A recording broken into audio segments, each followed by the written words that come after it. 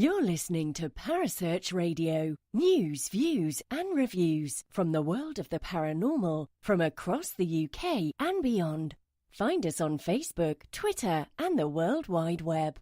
The views and opinions expressed by presenters and guests are their own and do not necessarily reflect the official policy or position of Parasearch Radio or their affiliates and sponsors. Listener discretion is advised. And hello, and welcome to this special edition of Haunted Histories, because today I'm not just joined by one person. I'm not joined by two people. I'm joined by three. And one of them is one of our wonderful Parasearch bosses. It's the one, the only Queen herself, Kerry Greenaway. Oh, I prefer Evil Queen. Do you? Oh, I was trying to be nice then. All right. Let me do that again. It's the one, the only, the very scary and very powerful Evil Queen herself, yes. The Kerry of Greenaway. Is that better? That's much better. I much prefer that. Thank you. Yes, hello. I'm on Haunted Histories. Wow. You are on Haunted Histories. Do you feel honoured? I do. You're normally like a little force all unto yourself. Don't normally get this pleasure. I don't normally share my airtime. No, I'm a bit selfish like that. But it's actually an all-girls show today, isn't it? Because we're joined by two of the lovely ladies from, well, I suppose you could say the Paranormal Sisters and the brilliant group, the Paranormal Charity Warriors. We have Ms. Jo Traherne. Hi. And we have Ms. Lisa Gardner. Hello. And yeah, so it's sisters are doing it for themselves, literally. You don't know what to say now I said that, do you? You're like, oh God, have I got to speak? Oh no. But the whole point of getting the ladies from I'll say the Paranormal Charity Warriors for the purposes of this show, yeah. But they also work with Sam Bennett and some of the other lovely girls from the Paranormal Sisters. Is their other sort of side, if you like. They're a bit sort of Gemini-esque, two sides to them. But the Paranormal Charity Warriors is exactly what it says. It's a paranormal group that is designed to raise money for charity. How did it come about? Well, basically, my son's got lipodystrophy. He's 12 years old. He was diagnosed when he was about 3 years old.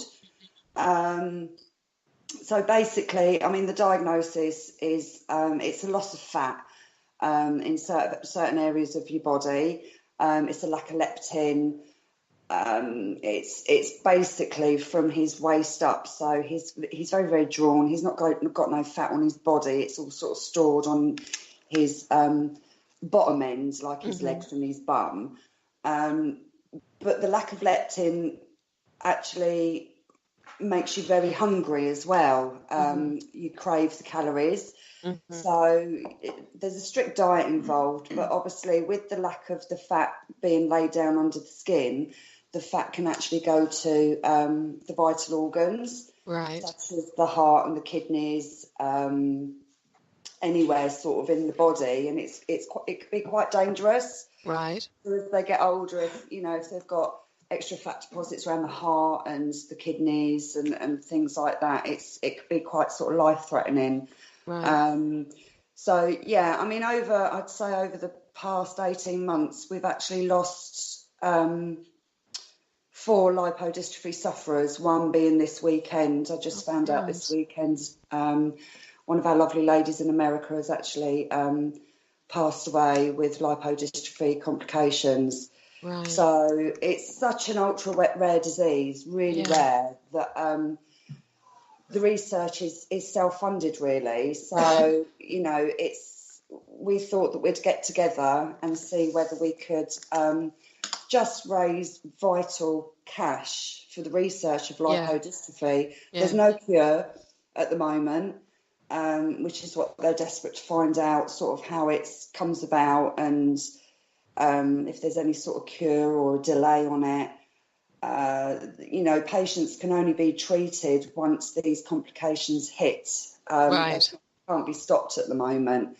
So it's quite crucial because, you know, my son's only 12 and these complications sort of hit when they're late teens and in their 20s. So if we can find a cure or help to sort of stop these complications happening when some of these kids are so young, would be brilliant. You know, it would give them more life expectancy, you know, just a better quality of life, really.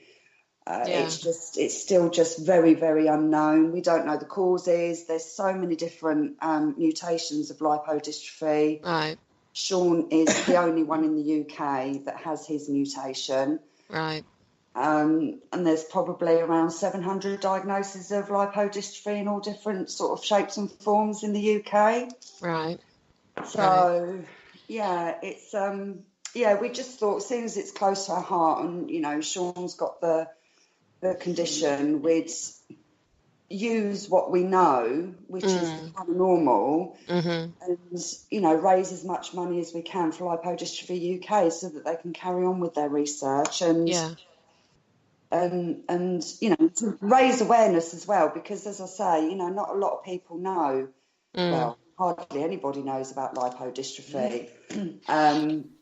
You know, so when people see Sean in the street and, you know, I get asked if he's anorexic, you know, does he eat? Does he, you know, can he not eat? And things like that, which, I mean, he eats for England because of his condition. You know, he could be up at 12 o'clock of a night crying because he's hungry and he's only eaten half an hour before.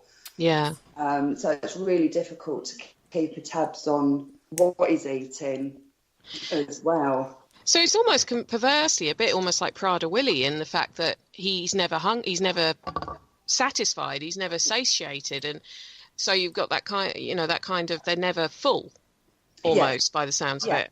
Yeah, it's a constant craving, and it's the sad thing is it's the craving for calories. So it's all the fatty, because they're not laying the fat down.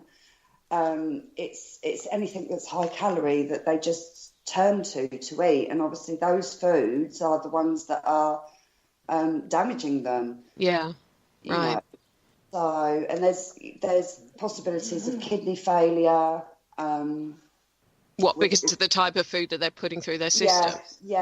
So it's just it's hard, you know, from 3 years old when you're trying to tell your little one that you can't have a cake or you can't eat crisps, or you've only just had some so you can't really eat now, and they're crying because they're so hungry. It's really, really difficult. Which is one of the reasons why it's so important to raise awareness and get, you know, at least money into the research behind this condition. And so many conditions have this, don't they? It's, you know, lipodystrophy is one of them, but so many other conditions out there that the funding just isn't there for the research behind it. And Absolutely. And it's absolutely fantastic that you're doing this to raise awareness and funds for research towards this condition. Yeah. I mean, another big killer for lipodystrophy is diabetes. That's the biggest one. You know, most of them develop diabetes at some point in their life. But, you know, you don't know it's going to happen until it's happened. So it's, you know, all these diseases that are associated with lipodystrophy, you can't treat them until they've got it. And that's just a sad thing. I'm going to come across a bit bad cop now, Joe. Okay. So I'm thinking all the things that I would get people going, well, why should we pay money for an event that's going to raise money for a disease that hardly anyone suffers from, and all it means is they have no fat? I'm just thinking like cynics, like, you know, the trolls that you... Yeah. What I'm thinking, okay, it's what my brain... But they are getting fat, but the fat is going to the heart and the liver and the kidneys. It's not being laid under the skin. It's affecting their vital organs. And it's visceral as opposed to external sort of thing. So it's also. But what I was going to say is that as a counter, in that what people don't seem to realise with medical research, and scientific research. Some of the biggest breakthroughs have been when they're researching something else and they get a breakthrough that applies to something they didn't expect it to apply to. Yeah. So you think about the advent of penicillin. He wasn't actually looking to create antibiotics. It was an accident. He was doing a different experiment and he created antibiotics. So Yes. by funding scientific research and medical research, you never know what breakthrough they're going to get that may not, and I hope it does though, but may not apply to lipodystrophy, but applies to another illness, or they might discover something whilst they're doing the research into lipodystrophy that helps with diabetes or some other condition. Absolutely. So that's what I was saying, playing bad cop. My counter would be is with scientific and medical research, it's like Kerry and I would say this when we're researching a show. How many times do we go off on a tangent about something that isn't really applicable to the show we're doing? Totally. But it's something like, oh yeah, that would be an interesting one to do something on. So, and it's the same with any kind of research, whether it is reading research, history research, scientific research. You just never know quite where you're going to go and what you're going to discover. Yeah. So even though lipodystrophy is a rare disease, how many people are diagnosed with it on an annual basis? Do you know? Not many at all. Really not many at all. The GPs, they're not aware of it whatsoever. Every time I see a new GP, they have to Google it. So it is, a lot of the physical appearance is just, a lot of people just live with it. There's a young girl that's down south, and she managed to join one of the pages, and she's classic lipodystrophy. Yeah. You can see it. She just thought she was super skinny, very drawn in the face. So it was a case of, other members saying to her, you need to go to the doctor and explain that you need, all the tests for your leptin and this, that and the other. And fortunately at Addenbrooke's, the metabolics department there, you can actually just ring them up and say, Really? I've got lipodystrophy, and the consultant there will just get you in. Wow. So this is what she done. And yes, she was diagnosed with lipodystrophy. She's in her early 30s. So now she's got a name to why she looks the way she does. She's very lucky because all she's done is just pile her face with food to try and put the weight on, and can never understand why she wasn't gaining weight. But there is a drug out there called leptin that it replaces the lack of leptin in the body. Yeah. That quashes these cravings for the calories, but it's only it's only accessible in America, in certain areas of America, because it costs so much money. There's only 2 or 3 people that I know of that's actually been put on leptin, but it's their strain of lipodystrophy as well. There's so many different mutations, and different mutations are being diagnosed all the time. Yeah. There's generalised, there's acquired, there's hereditary. Sean's is acquired. He actually got his through a virus. He had an unknown virus when he was around 3 years old. And then within 6 months, he went from this really chunky baby to looking like a 60-year-old old man. Well, you shared a photo that you'd put up a couple of years ago on Facebook today, didn't you? Of him, I think he's sitting in the sink or something, isn't he? Yeah. And it is, like you say, it's a little chubby cheek sort of. That was literally not long before it all started kicking off. He was, must have been two and a half. And then just within weeks, the change was, but we couldn't understand. The doctors couldn't understand, every time they weighed him, he wasn't losing weight. But obviously he looked as if he'd gone from, a really chunky, healthy, bonny baby to, a child that was so malnourished.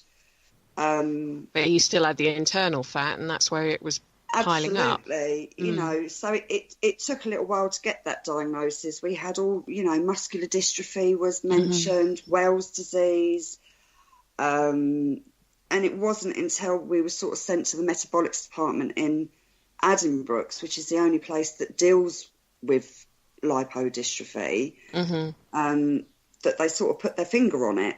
And then to be told that there's no cure for it and we don't actually know how we're treating this just yet was quite scary, really. And I would imagine a huge blow. It's your child at the end of the day. You know, so let's talk about the impact it's had on you personally. You know, you're dealing with this situation. It must feel like it's blow after blow after blow because there isn't the knowledge there with this disease. How does that affect you personally as a mother? Well, initially, it was heartbreaking. It was heartbreaking to see your child sort of morph into this physically, this child that you sort of just didn't recognise. You know, you look back at pictures like 6 months a year before, and the difference was that they look like two different children. So you initially sort of go through the thoughts of what he could have looked like. If it didn't strike, you know, how his physical features would have looked like. And then you have to contend with the bullying. You know, he gets some nasty comments and it just goes over his head. He's so good. You know, as far as he's concerned, he's unique. He's got such an amazing personality. He's so funny. And his looks, he actually uses those looks to make people laugh. He has got the most beautiful big eyes, though, that boy of yours. His eyes just melt me whenever I see them in a photo. But then again, he's got 3 big brothers. I mean, do they protect him and gosh, yeah, definitely. They're very protective over him. But you know, my biggest concern is the problems that come with lipodystrophy. When are they going to hit? How are we going to deal with it? How's it going to affect him with his health? That's, you know, you just don't know when that's going to happen. Yeah, it's just one step at a time, isn't it? Yeah. So, but you've taken this horrendous situation that you've been put into, in regards to something that's every parent's worst fear, I think. Yeah, is a child with a problem that is no known cure or treatment for, really. And you've turned it into something absolutely amazingly positive with the Paranormal Charity Warriors, which is, and that's a huge achievement and shows your strength and your resilience and the strength of the bond between all of your team members. So let's talk about Paranormal Charity Warriors.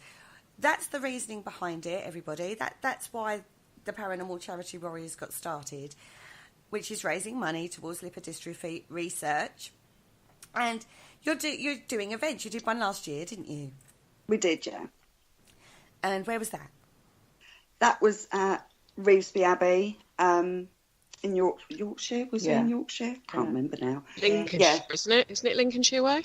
It might be. Up there somewhere. Up north somewhere. North of Watford. North of Watford. Yes, we was at Revesby Abbey. We was really lucky that Yorkshire Ghost Hunts, Mark Penn, actually donated the venue for us free of charge so that we could just get on and raise the money. And we had a big raffle as well on the night, and it was a really, really good night. It came together really well and it was quite successful, wasn't it, Lisa? It was, so that's why we decided to sort of carry on and do more. I mean, from November, with little bits that we've done, including the event, we've raised 2,635. Oh, fantastic. I mean, Sam's been brilliant. She was doing Christmas raffle. She's done a mediumship night in February for us. So yeah, it's just sort of, you know, we've done so well. We just thought we'll just continue with, you know, once or twice a year doing a venue and just keep, you know, plugging lipodystrophy and getting the awareness out there and getting funds to them that will hopefully help for, you know, diagnoses in the future, really. Yeah. definitely. Which, like I say, a positive out of a negative is always an amazing thing to see.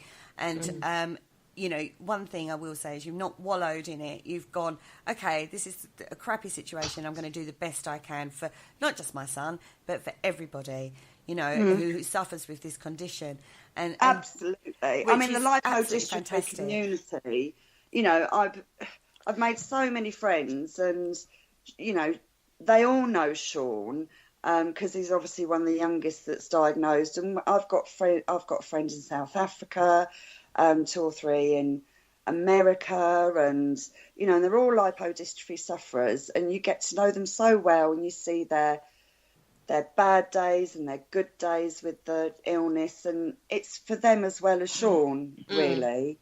And when you make friends with these people, and then all of a sudden you get messages that they're no longer with us, it just pushes you even more to do this, because it's just so neat. Like all rare diseases that are out there, it's needed. The funds are needed to help these people.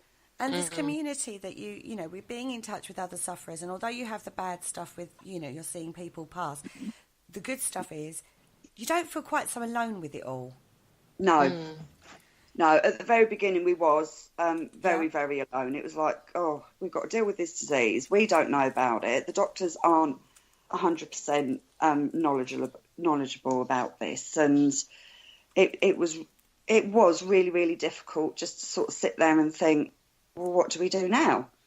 And even though there's not an awful lot we can do now, there's always someone there to talk to now, you know, and share your stories and their highs and their lows, but also someone Sean can talk to and talk to who knows how he's feeling when he's having issues as well. That's, I mean, you know, it's so important for the parents and the carers and the relatives to have people to talk to, but it's also the individual themselves. And although, as you say, he's, you know, the bullying goes over his head, and he's got a very, very strong and, you know, family and friends units around him, I'm sure sometimes he feels that, well, you actually don't know what this is like. You don't know how this feels. You don't know, you know, what the tests feel like and how fed up with it I sometimes get. He's really, you know, he's got one coming up at the end of the month. He has so many tests through the year, and he's not,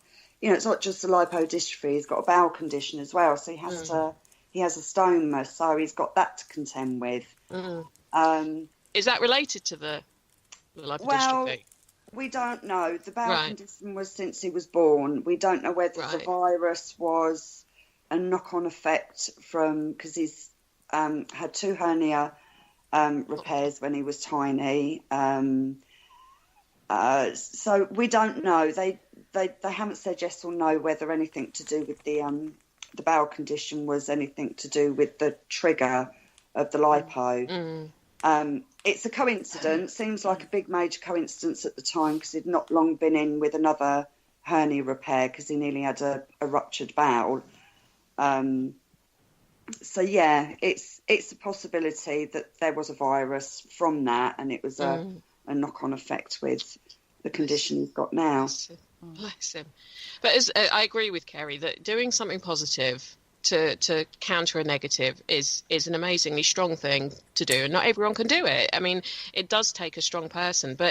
And your event last year was at Revesby Abbey, which I just googled. It is Lincolnshire, but north of Watford. You know, where you need your passport to get to. It's fine. That's for us. We're all Southerners talking on this show right now, so we can get away with that. But you know, you tend to need your vaccines and your passport to go north of Watford when you're a Southerner.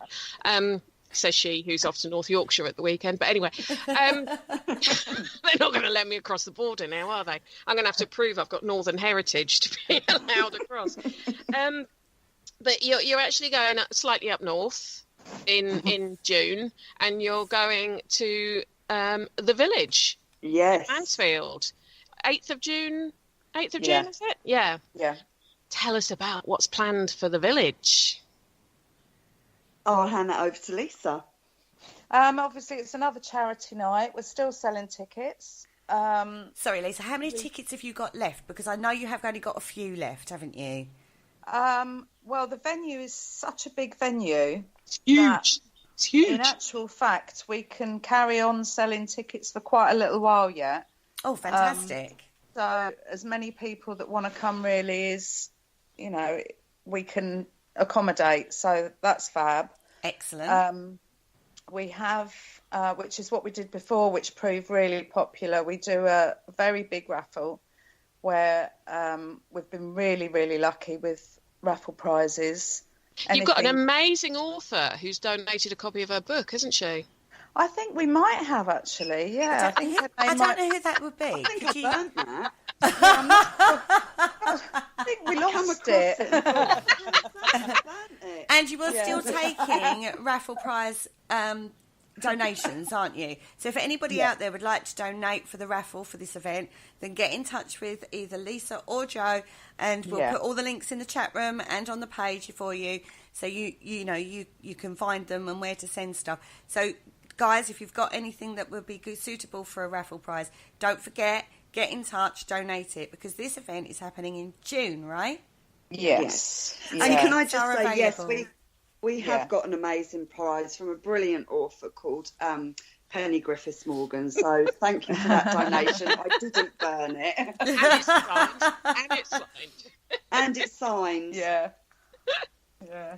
No, I will actually say this to anyone listening who has got things that they could donate, do it, because it really does, giving stuff back, I think, is one of the things from this community that people don't realise when they look in. Yeah. Because of the fact it can get a little bit temperamental, this community, and, we sometimes get people looking at us like we're all Fruit Loops going around chanting in the dark and all. but we're not, and by being able to give stuff back to help other people, I think is one of the biggest things about the paranormal community that I think people don't realise. Mm-hmm. So and I can tell you from a personal perspective, it feels good to give back. It feels good to try and help other people. And joking aside about the brilliant author, I'm happy to donate to these sort of causes if it can help, and I'm sure there's other people listening who would as well, if they could. So do it. We were very lucky last time. We had a lot of paranormal groups giving us pairs of tickets for their events, so that's always a very popular one when people go and choose their prize. Yeah. Well, I just hope mine's not left till last. We wouldn't tell you if it was. Yeah, I'm sure Lee would, though. It won't be. I'm sure one of your guests, Mr. Lee Roberts, would, just to wind me up to prove that nobody likes history. So let's talk about the location a little bit. We have covered it on Haunted Histories before. Say we, the royal we there. Have covered it. I like the fact she's taking credit for I the know, show. right? Yeah, like my Haunted Histories, everybody. Just saying. And that's my book. That's my book, my Haunted History. And we have covered it on Parasearch before under Haunted Histories by Penny G. Morgan. So tell me a little bit about it, because that was a little while ago now. So tell me a little bit about it, Penny. What could people expect in regards to activity at the village? Well, I mean, I've been lucky enough to investigate it, and I know it's with. I actually investigated it with two of the guests that you're going to have there, because Lee Roberts is going to be one of the guests, and my brother from another mother, Mr. Ryan Griffiths, the medium, is going to be there as well, isn't he? That's why it's brother from another mother. Anyway, and I was lucky enough. I'm not going to elaborate on that. Why it's a bit ridiculous, but anyway, I was lucky enough to investigate it with them. I think it was late last year, and one of the big things about the village that strikes me is it's like a TARDIS. You drive up to it from the road, and I will say this to anyone going to it who's never been. As you drive up to it from the road, you think, it doesn't look very big. I've done that. Yeah. Once you get in that place, it's like, and I'm going to swear now, Kerry, I'm sorry, it is a holy shit moment once you get in there, because it's huge. And then when you find out that I'll talk about the history of the place in a bit, because it is quite an interest. I think all history is interesting, and I think when I talked to Lee about this at this point when we were talking about the village, he starts snoring. But then he quoted some of it when we did the investigation and just looked at me and winked. So I knew he actually was listening. But the place itself, its original use, if you like, was built in around 1801 as a maltings. And I was actually doing some newspaper research on this. Actually, last night I was looking some bits and bobs, see if I could find any little interesting tidbits for you to throw out there. And then the surname Merryweather is meant to be associated with it. Now, I found no Merryweathers, but what I did find is that the guy who it was built for was a guy by the name of William Broadhurst. But when I looked up William Broadhurst, couldn't find him anywhere, anything to do with Mansfield. And this guy was meant to have been, I think, between 1750 and 1800, something in the region of 24 malt houses, maltings, in Mansfield alone. Apparently that was one of Mansfield's big industries, was maltings and brewing. So I thought, this guy's got to have some kind of impact. But I found out why. It's in fact his surname wasn't spelt Broadhurst. It was spelt Broadhurst, B-R-O-D. And once I put that in, shed loads came up about this guy who commissioned the building of the maltings. So it was actually meant to have been, at the time, they believe, the biggest maltings in England when it was first built. So it's got that to contend with. So if you think about that period, it would have been very, very heavy, sweaty work. The men, and this isn't meant to get anyone sort of, aroused or anything, but the men would tend to be working topless. Health and safety would have a fit these days. A meltdown. Right. I don't know why. It's her age, honestly. It's a hot just flush. To say hot and sweaty, and that's it. She's off. It's all right, Lisa. I'm with you, love. I'm with you. Fanning. I'm kind of sort of like over the internet fanning you both. All right. So the men would actually have to work topless because it was so hot, and also because they would be stirring these vats. And they had to be stirred every couple of hours, and like the hops like turned and all of this. They also had to have underfloor heating to keep everything warm. So it was pretty tropical, 24/7 in one of these places, which I thought was hey-ho. It's also meant to have been used as an unauthorised slaughterhouse, although I can't find any evidence of this. So if it was unauthorised, it was incredibly unauthorised. And then in the 80s, it became a nightclub. Well, it was a bar first, and then it became a nightclub. And it was what I think Lee told me when we were there, that it could house over 3,000 nightclubbers in its day. I mean, that gives you an idea how big this place is. So that's the sort of the history from the 1800s. But before then, one of its big claims to fame, and anyone sort of who Googles it to see, well, what hauntings have they had? There is a belief that during the 1500s, during something called around the time when Henry VIII had the dissolution of the monasteries, and this isn't a history lesson, I promise, but anyone who doesn't realise, Henry VIII wanted to get divorced. Catholic Church said, no, you can't get divorced. So he said, sod you, I'm starting my own church and I'm going to be the head and I can do whatever the hell I want. That's kind of the dissolution of the monasteries in a nutshell, really. I mean, I bet you didn't learn that at school. But anyway, that's what he did. So he started disbanding all the monasteries and taking all their wealth and their lands. But rather than just saying to the monks, go and find somewhere else to practice, a lot of them were killed. And one of the stories associated with the area that the village is on is that originally there was a barn there, and there was an underground tunnel to nearby Newstead Abbey, which was actually last week's show with Barry John. We talked about Newstead Abbey. There's all this synchronicity going on here. And it's true. Anyone would think it was planned, Penny? It's just, I'm like, oh yeah, brain's working for once. But anyway, so there's meant to be this underground tunnel that led all the way from Newstead Abbey to this barn in Mansfield. Now, we think that might be to do with the river that runs underground. They actually followed the path of the river. We don't know. But these 7 monks were meant to have holed out in the barn, and Henry's soldiers burnt the barn down and burnt them alive. So that's another one of the bits of history that's meant to apply to the area. Now, nobody knows if it's true or not. Nobody can find any real records. We do know there was a tunnel from Newstead Abbey. We don't know where it led to. We do know there's an underground, the river, I think it's the River Morn, goes underneath the maltings. But to have a water source wouldn't have been unusual for a maltings because they needed a lot of water for the brewing process. So 2 and 2 might equal 4. They might equal 58. Who knows? But what I do know, and I found yesterday, which was I hadn't found before, was reading up on the newspaper reports for this William Broadhurst when he commissioned the building of this maltings. It did say in the newspaper that there has been a maltings of some sort on that site since the 16th century. So it could be that there has been some kind of primitive brewing, I don't know, facility there, and the old brewing process was families would do their own brewing, and it was actually the women who would make the beer. So it could have been that there was a little unit of people in a barn brewing beer for themselves. Nobody knows. I'm going with moonshine. You're going with moonshine. Moonshine.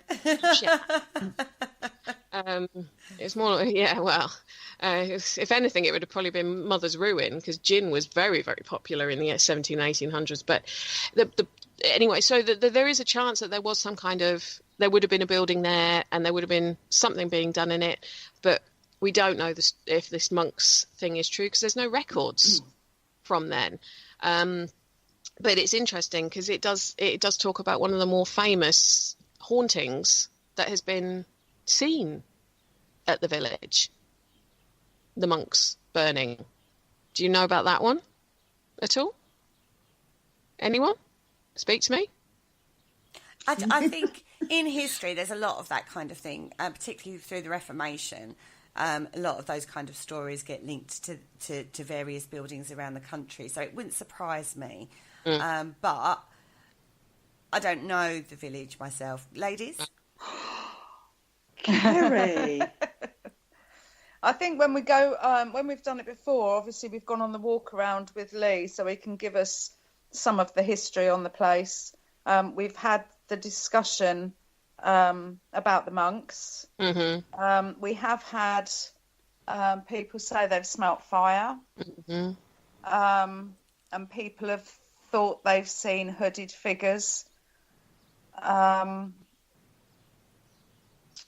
haven't seen a hooded figure, I don't think. I didn't when I was there. But there's some CCTV. There's a few bits of CCTV that in one of the areas there is smoke swirling around the pillars.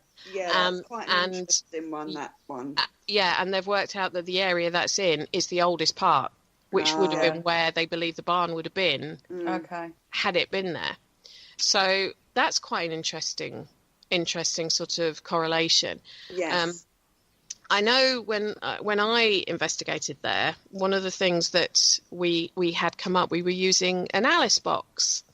Mm-hmm. And Lee had split us into groups, and I think most of the people who were in the group I was in were virgins from a paranormal investigating perspective, so they were all very jumpy, and there was a few screams when people would sneak up, because it's set up as it's laser tag now, isn't it? It's set up as a laser tag area, so you've got lots of different areas where people can hide if they want to jump out on someone. So it's it's a bit disorientating in there as well. But we were using the Alice box, and I was actually asking some questions, and we had the word copper come up, which Ryan and I were sort of looking at each other, and there was two things that could have been related to it. It could have been relating to the maltings, because they would use copper, like copper pots, but it could also have been related to the fact that Lee was a policeman in a previous life. But then what was even more interesting is, as I was asking questions like, did you, what can you tell us your name? Can you give us a sort of like tap someone on the shoulder? The word penny came up on the Alice box as I was talking. And it freaked out some of the guests. However, I had the grin the size of God knows what on my face. And we've actually got a photo of me pointing at it with a grin from ear to ear, that my name had come up as I was talking. So there's unfinished business for me in the village as well. The only thing I will say about the village is a word of warning to anyone investigating it. There is an awful lot of noise from the road that runs past it. So you need to learn that noise so that you can write it off. Although, I mean, we've been there how many times now? Twice. Two or three times. And the last time that we went, a couple of months ago, was it a couple of months ago? I can't remember where we've been and what we've done. We never, before that, we never heard the outside, the roads or anything. But this particular time that we went, the last time we went, we really noticed it. Yeah, we did, yeah. Whereas before we didn't notice it at all. So, which was really, really bizarre, really, really weird.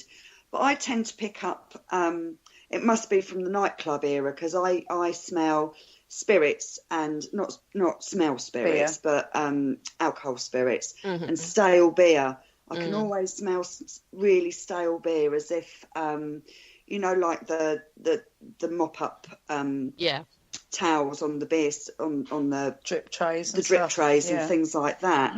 So I always smell that when I'm in there. Really stale, alcoholic-y, yuck.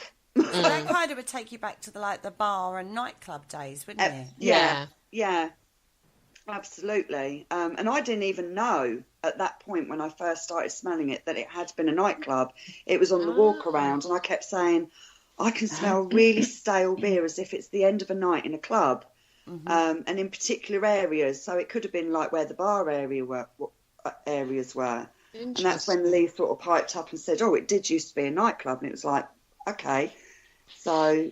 Well, and anyone listening who said, it was just from when it was a nightclub, it shut in, I think it was 2001, 2002 as a nightclub, and literally lay locked up for nearly 11 years before someone bought it. Yeah. So I would doubt very much you would have still had stale beer.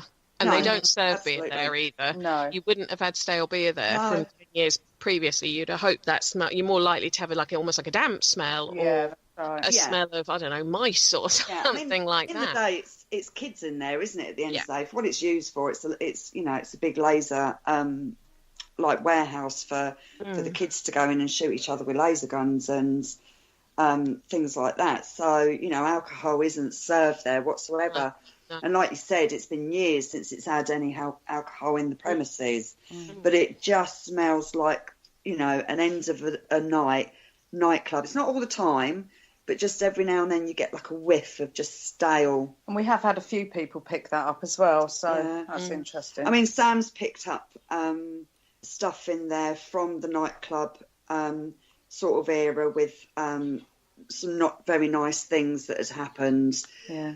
And Lee's confirmed those. And Lee's confirmed them as well. So it's a very, very interesting place with completely different, a lot of different history. Yeah. And the different areas. There's so many areas to it as well. Because I know we keep saying it's huge, but seriously, this place is huge inside. It is like a TARDIS. It is.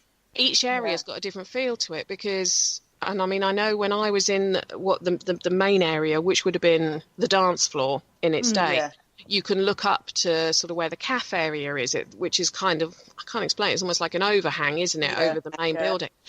And I saw a figure walking around in it. And I said to Ryan, where's Lee? And he went, he's in that group over there. I said, well, who's up there? And he went, no one. And yet I'd seen a figure walking around in that overhang bit. It's and different parts. There's one part that I felt very sort of disorientated and quite almost claustrophobic, like I was pressured in it. And I said to Ryan, why do I feel like that here? And he goes, I don't know. He said, but I feel like someone's pushing us. And I'd actually felt like someone was trying to push me away from the bit of the area. Now, I know, Kerry, you and I have talked about the power of water quite frequently, haven't we? So looking at that now, knowing I don't know exactly where the river runs under the building, but I know it does, maybe that's an explanation for that. But it does have all the different parts of the building do feel very, very different. I also find when I was there, there's an awful lot of REM pod activity on all the staircases. You could put a REM pod on one of the staircases that nobody is anywhere near, and it will keep going off, and there's nothing there to trigger it. So the stairs are still in use. Yes, I mean, yeah. we've heard footsteps up and down the stairs, and the opposite side to the calf as well. There's stairs that go up to there, and we've done like vigils, and you can hear someone walking around on the floorboards up there, to the point that last time I was there, I actually broke away from the group and stood where, in the middle of the nightclub area that would have been, actually shouting up, "Is anybody there?" Because you could hear dragging and footsteps up there. I was so brave that particular time, because there was nobody had gone up there, but you could hear it, and I'm calling out, "Is anybody actually up there?" And there wasn't. It was just so bizarre. It is a strange place. I think it's one that anyone who's got an interest in the paranormal needs to investigate at least once. Definitely. Absolutely. And yes, I think there are a lot of sort of myths and everything, like the common one I hear, that whoever ran the slaughterhouse was killing people as well, and all that kind of. I can't find any. That would have had to have been from the 1800s onwards. I didn't find any reports of people missing from Mansfield and anything like that. And I've looked at sort of freedom of information on crime and everything, and I can't find any. So I think just unofficial slaughterhouse.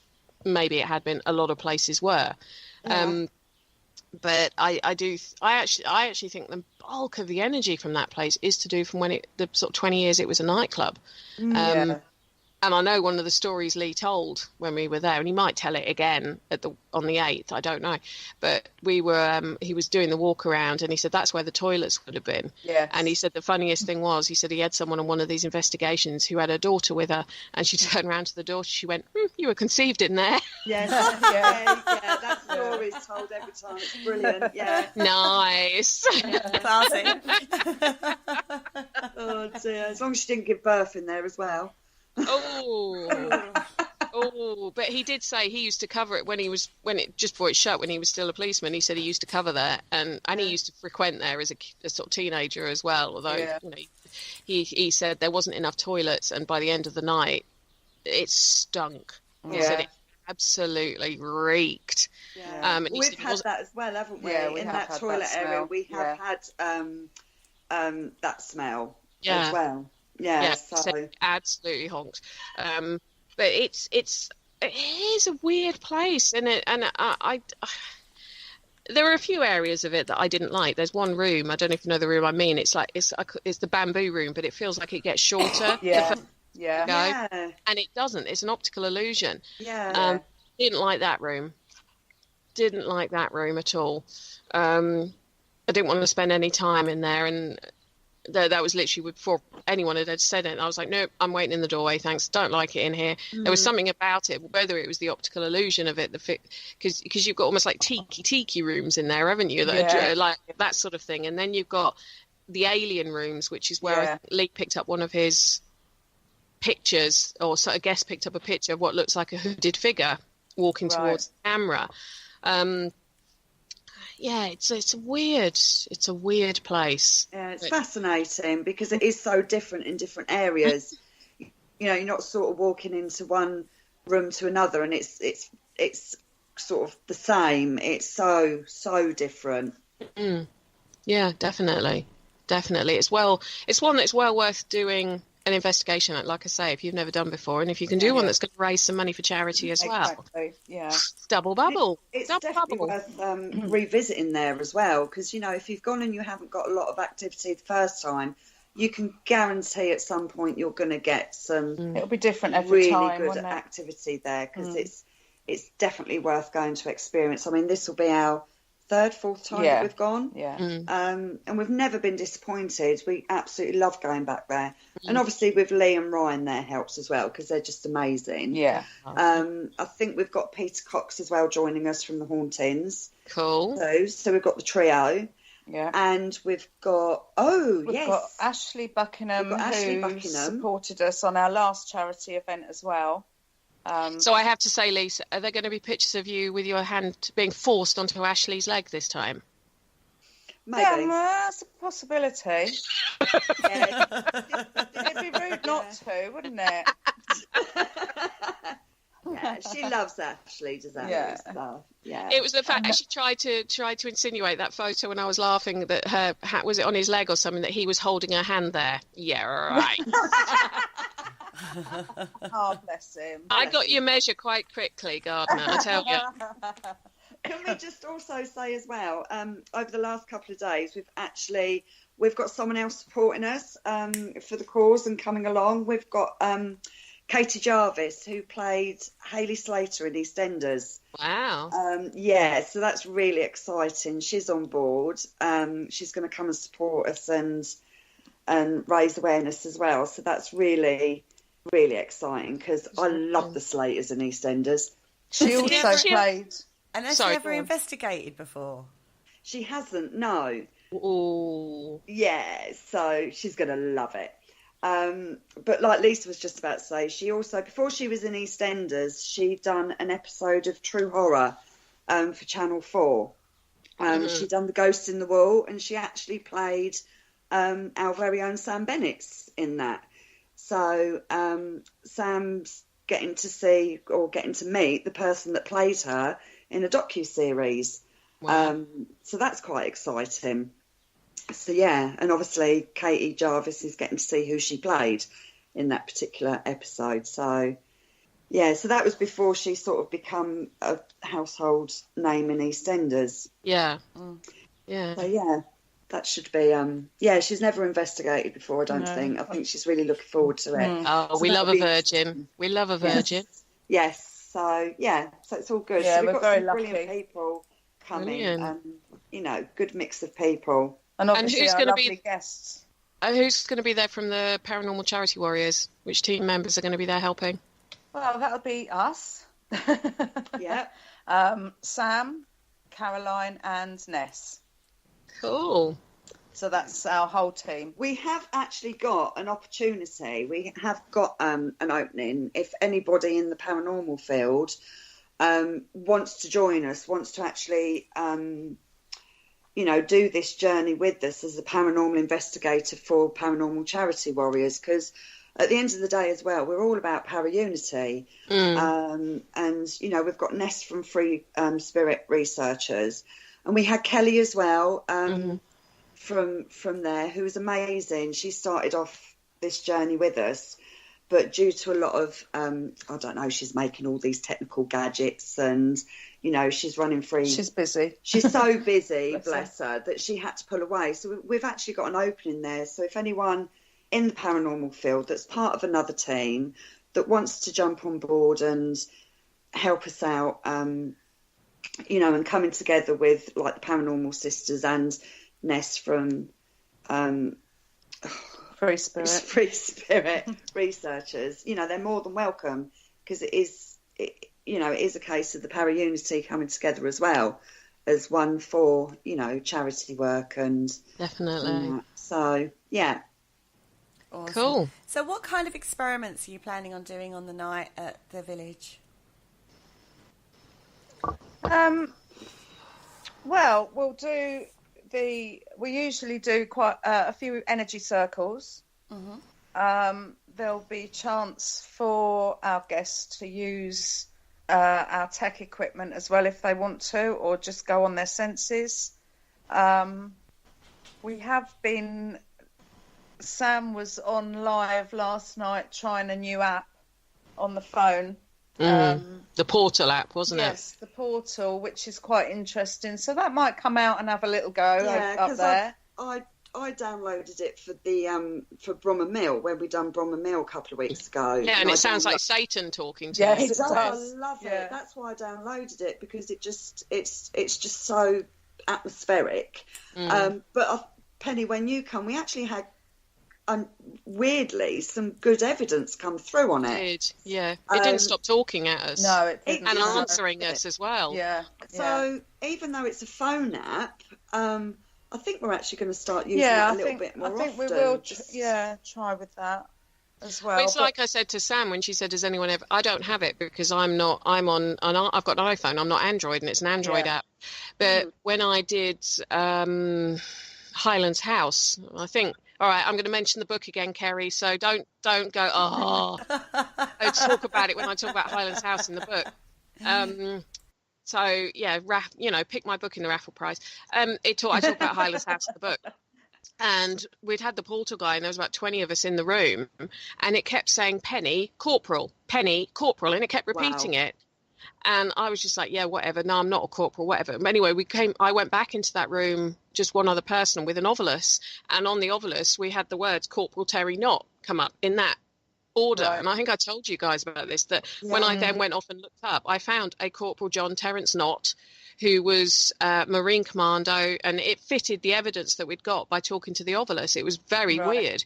Yeah. So I've had some quite interesting, and like you say, when we did Bromma Mill, and we're going to be talking about Bromma Mill next week on Haunted Histories, when on our Paranormal Sisters show.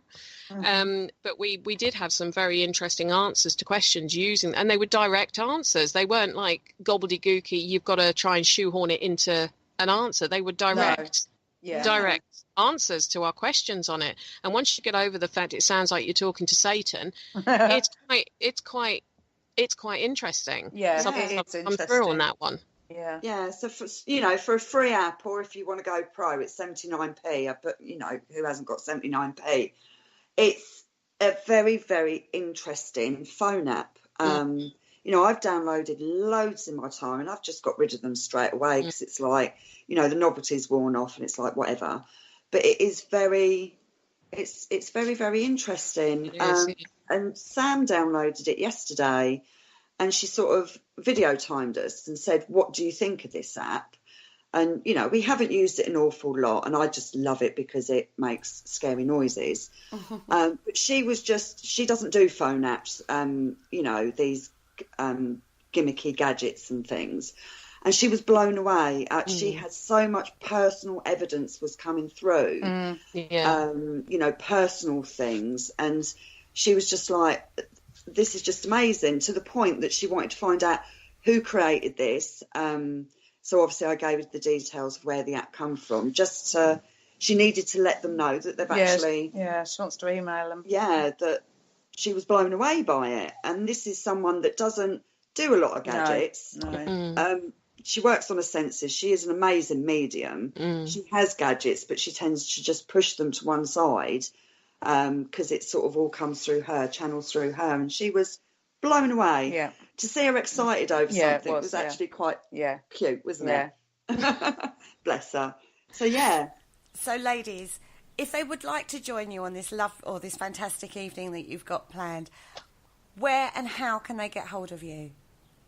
Okay, they can they can join the Paranormal Charity Warriors Facebook page, which has got all the details on there and our details, how to get hold of tickets. They can also join the Paranormal Sisters Facebook page because it all gets promoted on there too. Lee and Ryan have been promoting it, so they can find it on their pages. But yeah, if you go onto Paranormal Charity Warriors Facebook page, there's a big poster up. There's an event's been set up for it, so they just contact me and Lisa. Yeah, and we book. It's £25 a person, which is that's cheap. That's cheap.